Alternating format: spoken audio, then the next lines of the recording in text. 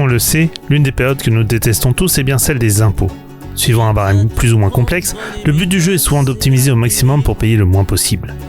Mais si je vous disais que certains sont allés bien plus loin jusqu'à vouloir créer un pays entier, je m'explique. Tout commence en août 1971 au large des îles Tonga dans le Pacifique. Des barges chargées de sable arrivent d'Australie afin d'élever le niveau d'un petit récif perdu au milieu de nulle part. L'idée derrière tout ça, créer une petite île qui permettra la naissance d'un tout nouvel État, la République de Minerva. Et cette idée est le rêve d'un seul homme, Michael Oliver. De son vrai nom, Mose Stolfast, Michael Oliver est né en 1928 à Kaunas, alors capitale de la Lituanie. Il est l'un des 5 enfants d'Esther et d'Isaac, tailleurs de son métier. Tout se passe relativement normalement jusqu'à l'arrivée des nazis qui massacrent les juifs de sa ville. Michael survit alors par miracle, mais est déporté successivement dans les camps de concentration de Stutthof, puis de Dachau. Il est finalement secouru par des troupes américaines en 1945, alors qu'il participe aux tristement célèbres Marches de la Mort. À peine 17 ans, toute sa famille est exterminée, à l'exception de sa sœur Frida. Autant dire que son adolescence fut des plus éprouvantes.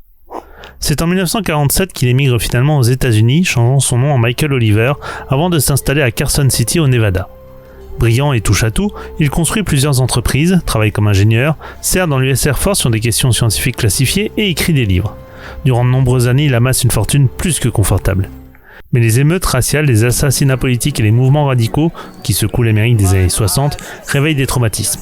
Dans une interview accordée en 1972, il confie avoir commencé à voir dans ces événements les prémices d'une prise de pouvoir par des éléments comparables au SA nazi, une mécanique qu'il reconnaît, lui qui l'a vécu de l'intérieur.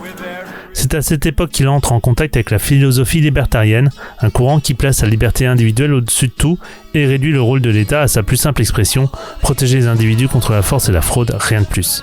Pas d'impôts, pas de redistribution, pas d'intervention économique. Pour les libertariens, taxer quelqu'un sans son consentement, c'est du vol légalisé, peu importe que ce soit voté à la majorité. Pour un homme qui a vu l'État devenir une machine à tuer, le message résonne différemment. C'est dans ce contexte que germe dans l'esprit de Michael une idée aussi folle que cohérente, puisqu'aucun État existant ne peut incarner ses valeurs, il va en construire un de toutes pièces. Mais construire un pays ne s'improvise pas.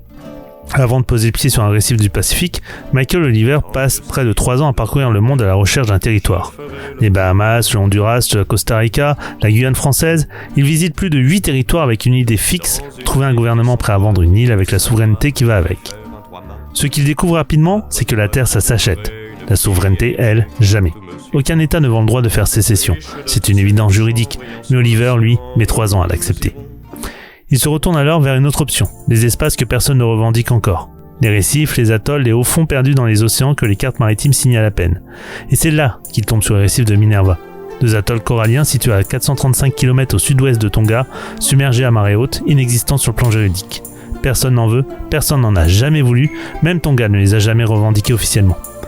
Ses conseillers juridiques lui confirment, en tant que citoyen privé construisant sur une zone artificielle en haute mer, il pourra légalement y proclamer sa souveraineté. Le tout pour $10 000 par semaine de location de barge. C'est parti. En août 71, les travaux commencent. Des tonnes de sable sont draguées depuis le fond marin et déposées sur le récif sud pour élever le niveau au-dessus des eaux. Des blocs de corail enveloppés dans du grillage à poules, renforcés de béton, forment 2 monticules artificiels. Au sommet de chacun, un mât de 8 mètres et un drapeau. Une torche dorée sur fond bleu, les couleurs de la République de Minerva. Le 19 janvier 1972, Michael Oliver envoie une lettre officielle à une centaine de nations pour déclarer l'indépendance de la République de Minerva. Un président provisoire est élu, Maurice C. Davis, ancien ingénieur chez North American Rockwell, la société qui construit les fusées Apollo. Ce président dirige alors son nouveau pays depuis le salon de son pavillon de banlieue en Californie. Une monnaie est frappée, le dollar de Minerva, et près de 15 000 personnes se déclarent intéressées pour s'y installer. Le seul chef d'État qui accepte d'établir des relations diplomatiques avec Minerva est le sultan d'Okusi en Béno. Il y a cependant un problème, et pas des moindres, c'est que ce sultanat est une invention d'un anarchiste néo-zélandais qui s'ennuyait. Le seul pays à reconnaître Minerva n'existe pas. Les voisins, eux, voient les choses différemment. Le roi des Tonga, Tofa'ao Topu IV, à l'époque l'un des monarques les plus lourds du monde avec ses 200 kilos, convoque une conférence régionale.